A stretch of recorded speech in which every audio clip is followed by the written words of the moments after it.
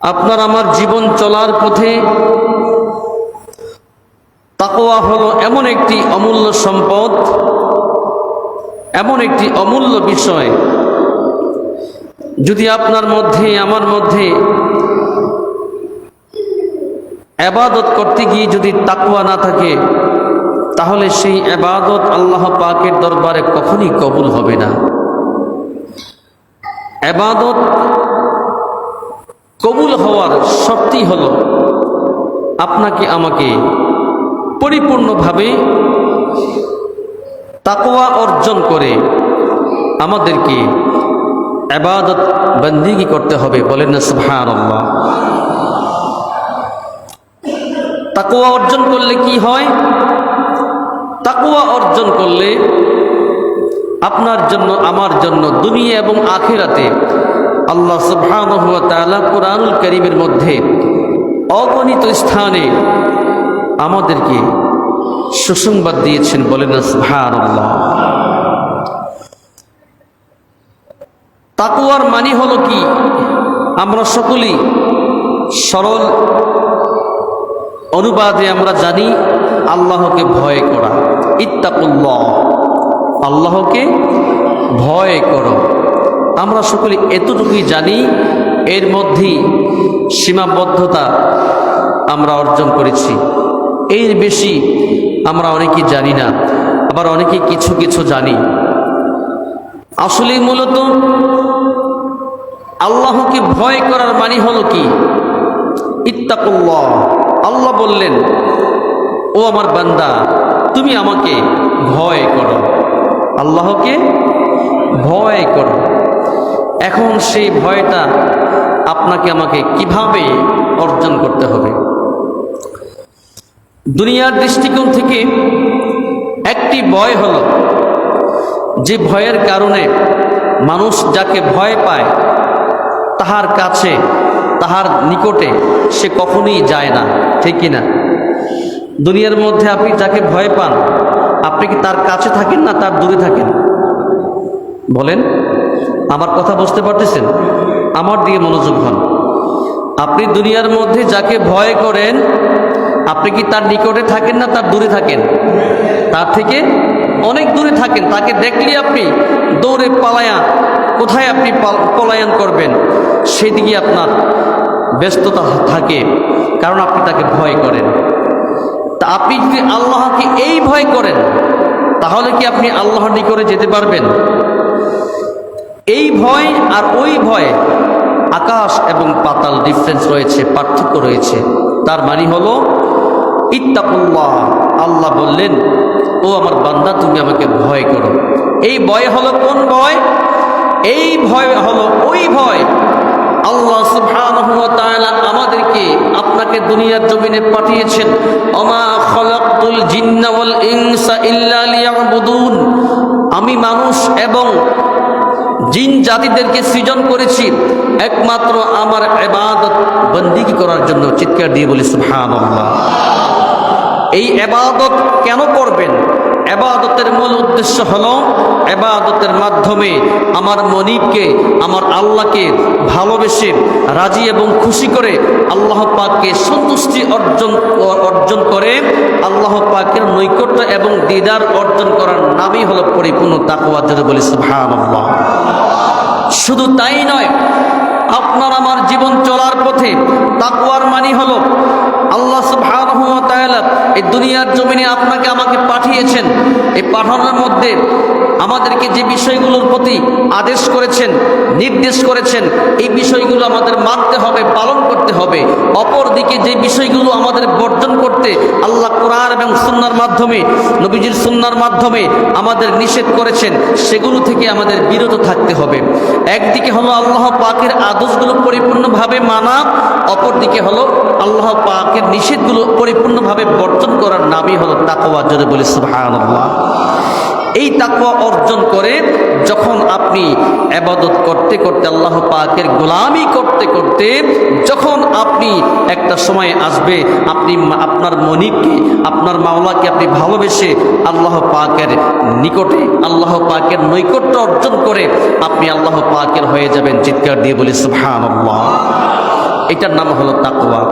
আরেকটি তাকওয়া হলো যারা আল্লাহ পাকের দিদার পেয়েছে, আল্লাহ পাকের নৈকট্য পেয়েছে, পাওয়ার পরে তাদের মনের মধ্যে সবসময় এই ভয় কাজ করে, আল্লাহ গো আমি তোমার দিদার পেয়েছি, আমি তোমার নৈকট্য পেয়েছি, আমি যেন কখনই তোমার রহমতের দুয়ার থেকে তুমি আমাকে তাড়াইয়া দিও না।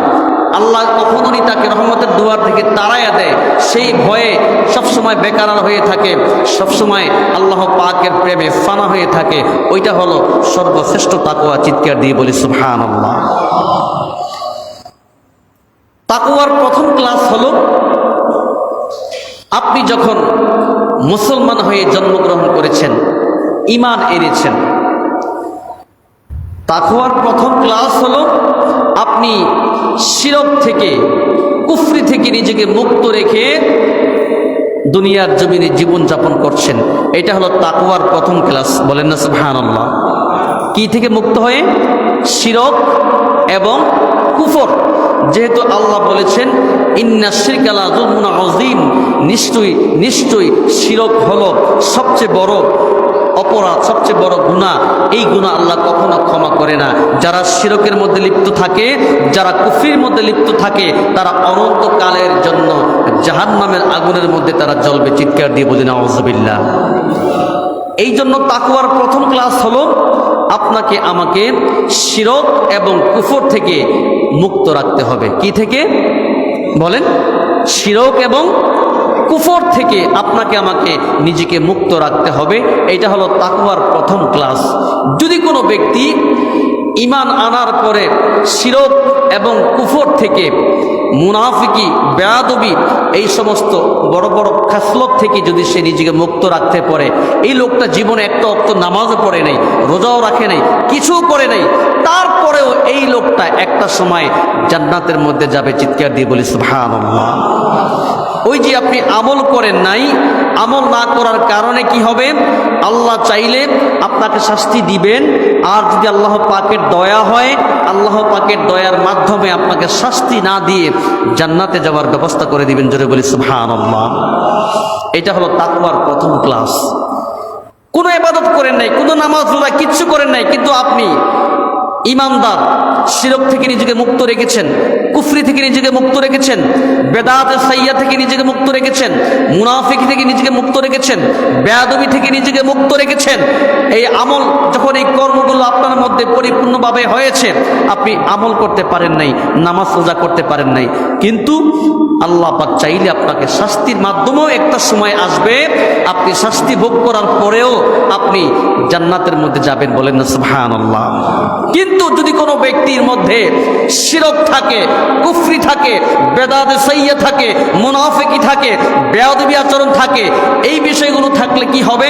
সে আমল করতে করতে, নামাজ রোজা আবাদ তসবিহ জপতে জপতে সে পাহাড় পর্যন্ত করে ফেলবে, জমিন থেকে আকাশ পর্যন্ত করে ফেলবে, তারপরেও আল্লাহ তার এই আমলের দিকে ফিরেও তাকাবেন না, নির্দ্বিধায় সে অনন্তকালের জন্য জাহান্নামের লাকড়ি হয়ে যাবে। জোরে বলি নাউযুবিল্লাহ।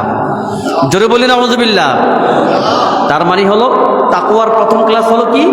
শিরক, কুফরি, বেদাত সাইয়্যা, মুনাফিকি, বেয়াদবি, এই সমস্ত বড় বড় যে অপরাধগুলো আছে, এগুলো থেকে আপনাকে আমাকে মুক্ত থাকতে হবে। তাহলে আমরা তাকওয়ার প্রথম ক্লাসের মধ্যে আমরা আসতে পারবো। তাকওয়ার দ্বিতীয় ক্লাস হলো কোনটা? একটা মানুষ যখন প্রথম ক্লাসের মধ্যে ঢুকলো, প্রবেশ করলো, করার পরে যখন ওই মানুষটা আল্লাহ পাক যেই আমলগুলো করতে নিষেধ করেছেন, যেগুলো করলে গুনাহ হবে, গুনাহে সগীরা হবে, গুনাহে কবিরা হবে, ওই আমলগুলো থেকে মুক্ত, নিজেকে মুক্ত রেখে রাখার পরে আল্লাহ সুবহানাহু ওয়া তাআলা যে আমলগুলো করার জন্য আমলে সালেহ, নেক আমল করার জন্য আমাদেরকে নির্দেশ প্রদান করেছেন। ওই আমলগুলো করার নামই হলো দ্বিতীয় নাম্বারের তাকওয়া। জোরে বলি সুবহানাল্লাহ। প্রথম শিরক কুফর থেকে মুক্ত নিজেকে করেছেন, তারপরে আপনি আমলের জগতে ঢুকেছেন, আমলে সোলেহ করার জন্য আপনি প্রবেশ করেছেন। এখন আপনি সমস্ত আল্লাহ পাকের নিষেধ থেকে নিজেকে মুক্ত রেখে যেগুলো আদেশ করেছেন এগুলো আঁকড়ে ধারণ করার নামই হলো দ্বিতীয় নম্বরের তাকওয়া। জোরে বলি সুবহানাল্লাহ। নাম্বার 3 হলো যেই তাকওয়া অর্জন করলে একটা মানুষ প্রথম নম্বরের তাকওয়া সে অর্জন করেছে, দ্বিতীয় নম্বরের তাকওয়া অর্জন করেছে, 3 নম্বরের তাকওয়া হলো শিরক থেকে মুক্ত রেখে, কুফরি থেকে নিজেকে মুক্ত রেখে, আল্লাহ পাকের সমস্ত নিষেধ থেকে নিজেকে মুক্ত রেখে আল্লাহ রাব্বুল আলামিন যে আমলগুলো করার জন্য আদেশ করেছেন এগুলো সে পালন করবে। এবং পাশাপাশি সর্ব অবস্থায় শয়নে স্বপনে চলনে বলনে সকাল থেকে সন্ধ্যা পর্যন্ত, সন্ধ্যা থেকে সকাল পর্যন্ত আমার মাবুদের প্রেমে ফানা হয়ে, বেকারানো হয়ে, মাবুদের দিকে মুতাওয়াজ্জা হয়ে মাবুদের দেনে থাকার নাম হলোই পরিপূর্ণ তাকওয়া। জোরে বলি সুবহানাল্লাহ।